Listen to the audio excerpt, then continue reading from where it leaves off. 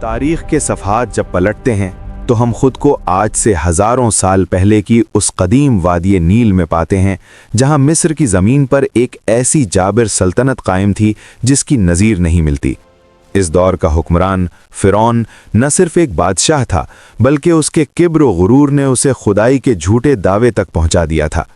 اس نے بنی اسرائیل جیسی معزز قوم کو ذلت اور رسوائی کی زنجیروں میں جکڑ رکھا تھا اور ان سے ایسے سنگین کام لیے جاتے تھے کہ روح کانپ اٹھے۔ ایک رات جب پورا مصر خواب خرگوش میں تھا، فرعون نے ایک ہولناک خواب دیکھا۔ اس نے دیکھا کہ بیت المقدس کی طرف سے ایک آگ نکلی جس نے مصر کے تمام گھروں کو جلا ڈالا، مگر بنی اسرائیل کے گھروں کو کوئی نقصان نہ پہنچا۔ جب مصر کے بڑے بڑے نجومیوں، کاہنوں اور خواب کی تعبیر بتانے والوں کو دربار میں طلب کیا گیا تو انہوں نے لرزتے ہوئے وہ خبر سنائی جس نے فرعون کی نیندیں حرام کر دیں۔ تعبیر یہ تھی کہ بنی اسرائیل میں ایک بچہ پیدا ہونے والا ہے جس کے ہاتھوں فرعون کا تخت و تاج زمین بوس ہو جائے گا اور اس کی صدیوں پرانی سلطنت عبرت کا نشان بن جائے گی۔ اپنے اقتدار کو بچانے کی ہوس میں فرعون نے انسانیت سوز حکم جاری کر دیا۔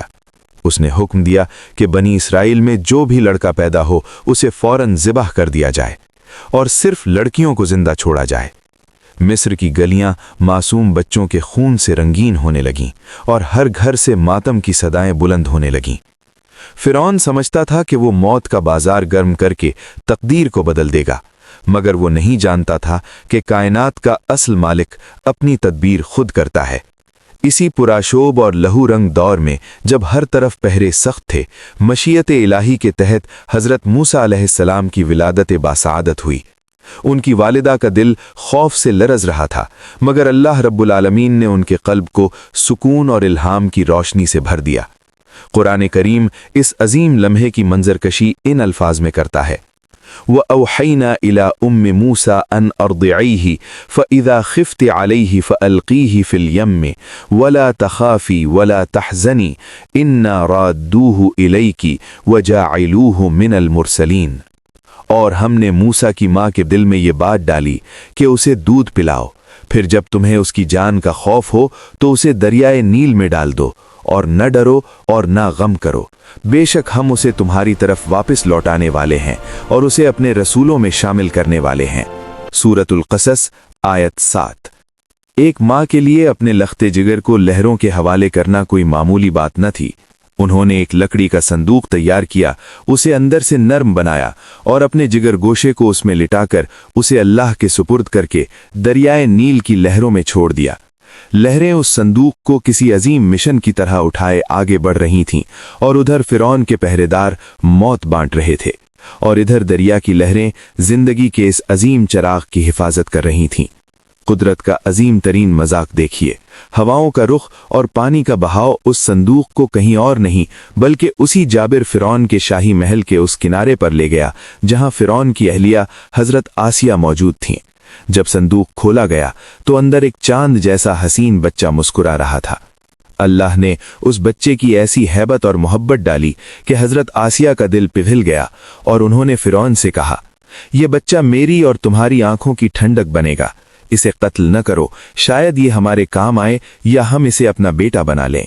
یوں وہ بچہ جس کی تلاش میں فرعون نے ہزاروں معصوموں کا خون بہایا تھا، اللہ کی قدرت سے خود اسی کے گھر میں، اسی کے پہرے داروں کے سائے میں شہزادوں کی طرح پرورش پانے کے لیے پہنچ چکا تھا۔ وقت گزرتا گیا اور وہ بچہ جسے سمندر کی لہروں نے فرعون کی دہلیز پر پہنچایا تھا، اب مصر کے شاہی محل میں ایک شہزادے کی طرح جوان ہو چکا تھا۔ حضرت موسیٰ علیہ السلام کے پاس دنیا کی ہر آسائش موجود تھی، رعب و دبدبہ تھا اور شاہی پروٹوکول تھا، مگر ان کے سینے میں ایک ایسا دل دھڑکتا تھا جو محل کی رنگینیوں میں نہیں بلکہ اپنی مظلوم قوم بنی اسرائیل کے دکھوں میں بستا تھا۔ وہ محل کی اونچی دیواروں سے نیچے جھانکتے تو انہیں اپنے بھائیوں کی پیٹھ پر پڑنے والے فرعونی کوڑے نظر آتے۔ یہ تضاد ان کے لیے ناقابل برداشت تھا، ایک طرف شاہی تخت کی آسائشیں اور دوسری طرف حق و انصاف کی تڑپ۔ پھر ایک دن تاریخ نے ایک نیا موڑ لیا۔ مصر کی ایک گلی میں حضرت موسیٰ علیہ السلام نے دیکھا کہ ایک قبطی یعنی مصری سپاہی ایک اسرائیلی کو بے رحمی سے پیٹ رہا ہے۔ مظلوم نے جب موسیٰ علیہ السلام کو پکارا تو غیرت ایمانی جوش میں آ گئی۔ आपने उस जुल्म को रोकने के लिए मिस्री को सिर्फ एक मुक्का मारा। मकसद कत्ल करना न था, सिर्फ मजलूम को बचाना था। मगर मशीयत इलाही देखिए, वो एक ज़र्ब उस मिस्री के लिए जानलेवा साबित हुई। जैसे ही ये खबर महल तक पहुंची, फिरौन के गैज़ो गज़ब की आग भड़क उठी। मूसा ने हमारे बंदे को मार दिया। कत्ल का हुक्म जारी हो गया। एक वफादार शख्स ने दौड़ते हुए आकर खबर दी, ए मूसा, दरबार में तुम्हारे कत्ल के मशवरे हो रहे हैं, यहां से निकल जाओ। हजरत मूसा अलैहिस्सलाम ने इस कठिन घड़ी में सिर्फ अपने रब को पुकारा और बेसरो सामानी की हालत में मिस्र की सरहदों से निकल गए। कई दिनों का सफ़र, तपता हुआ सहरा और पाँव के आबले। हजरत मूसा अलैहिस्सलाम जब थके हारे मदियन की बस्ती में पहुंचे तो एक कुएं पर हुजूम देखा। वहां ताकतवर लोग अपने जानवरों को पानी पिला रहे थे, जबकि दो लड़कियां अपनी बकरियां लिए एक तरफ खड़ी इंतजार कर रही थीं। हजरत मूसा अलैहिस्सलाम की थकन पर उनकी मरवत गालिब आ गई। आपने आगे बढ़कर कुएं से पानी निकाला और उन लड़कियों के जानवरों को सैराब किया। जब वो लड़कियां रुखसत हुईं तो मूसा अलैहिस्सलाम एक घने दरख्त के साए में बैठ गए, अकेले, मुसाफिर, भूखे और प्यासे, मगर जुबान पर शिकवा नहीं बल्कि बंदगी की इंतहा थी।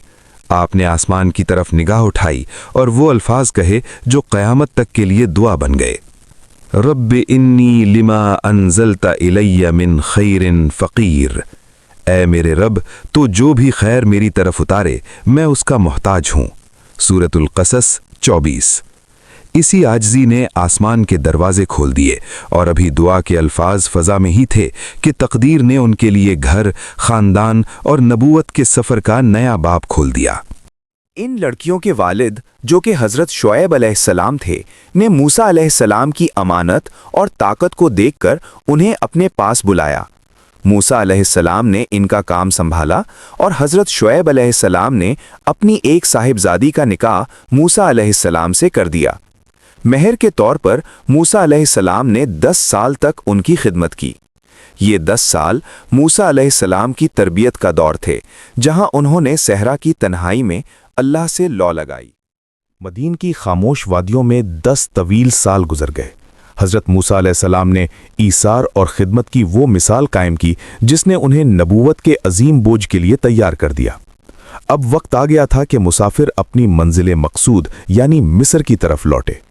एक सर्द और तारीक रात जब वो अपनी अहलिया के साथ कोहे तूर के करीब से गुजर रहे थे तो उन्हें शदीद सर्दी में आग की तड़प महसूस हुई। उन्होंने अपने घरवालों से कहा, तुम यहीं ठहरो, मैंने एक आग देखी है, शायद वहां से कोई खबर मिल जाए या आग का कोई अंगारा मिल जाए जिससे हम तप सकें। मूसा अलैहिस्सलाम जैसे ही उस नूरानी आग के करीब पहुंचे तो वहां का मंजर ही बदल गया। वो कोई आम आग न थी बल्कि तजल्ली इलाही थी। अचानक फिजाओं में एक ऐसी आवाज गूंजी जिसने कायनात की खामोशी को तोड़ दिया, या मूसा।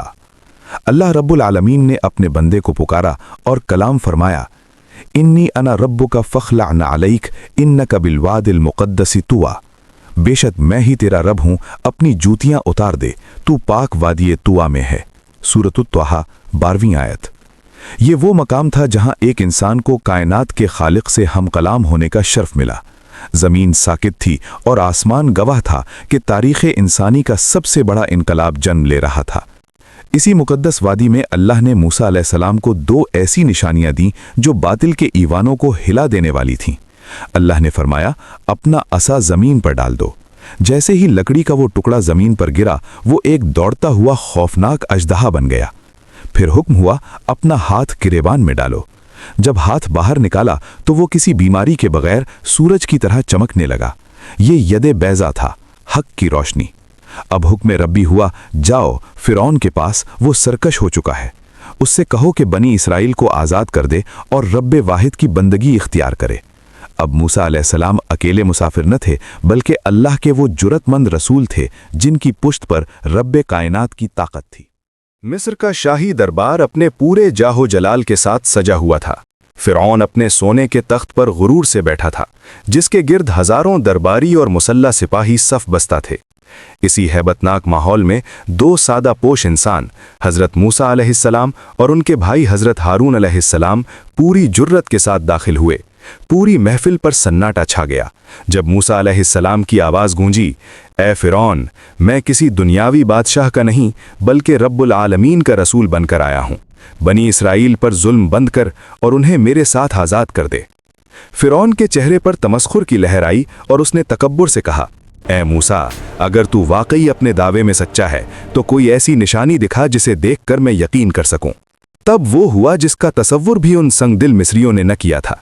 हज़रत मूसा अलैहिस्सलाम ने अपना आसा ज़मीन पर फेंका और देखते ही देखते वो लकड़ी का टुकड़ा एक महीब और खौफनाक अजदहे में बदल गया जो दरबार के फर्श पर फुनकार रहा था।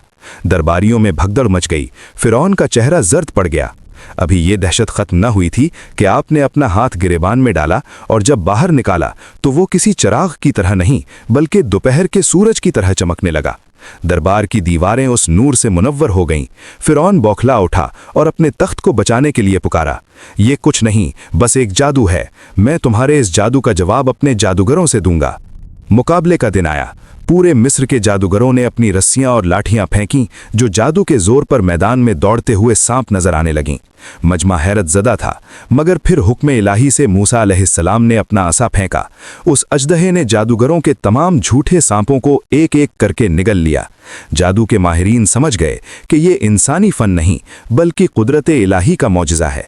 फिरौन की धमकियों की परवाह किए बगैर वो तमाम जादूगर वहीं सजदे में गिर पड़े और पुकार उठे, आमन्ना बिरब्बि हारून व मूसा, हम हारून और मूसा के रब पर ईमान लाए। सूरह ताहा 70। बातिल के ऐवान लरज उठे और हक का परचम बुलंद हो गया। जुल्म की रात अपनी इंतहा को पहुंच चुकी थी। बरसों की गुलामी और फिरौन के बढ़ते हुए मजालिम के बाद आखिरकार अल्लाह का वो हुक्म आ गया जिसका बनी इसराइल को सदियों से इंतजार था। अल्लाह ने मूसा अलैहिस्सलाम को वही की, मेरे बंदों को लेकर रातों रात निकल जाओ, तुम्हारा ताक़ुब किया जाएगा। अंधेरी रात के साये में हजारों मर्द, औरतें और बच्चे अपने घर बार छोड़कर एक अनजानी मंजिल की तरफ चल पड़े। सुबह हुई तो फिरौन को खबर मिली कि उसके गुलाम हाथ से निकल चुके हैं।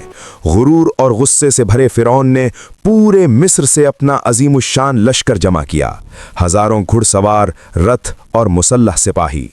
फिरौन ने कसम खाई कि वो आज बनी इसराइल का नामो निशान मिटा देगा। सफर करते करते बनी इसराइल बहरे कुलजुम के साहिल पर पहुंच गए। अब सूरत हाल ये थी कि सामने ठाठे मारता हुआ अथाह समंदर था और पीछे मिट्टी उड़ाता, मौत बांटता फिरौन का टिड्डी दिल लश्कर।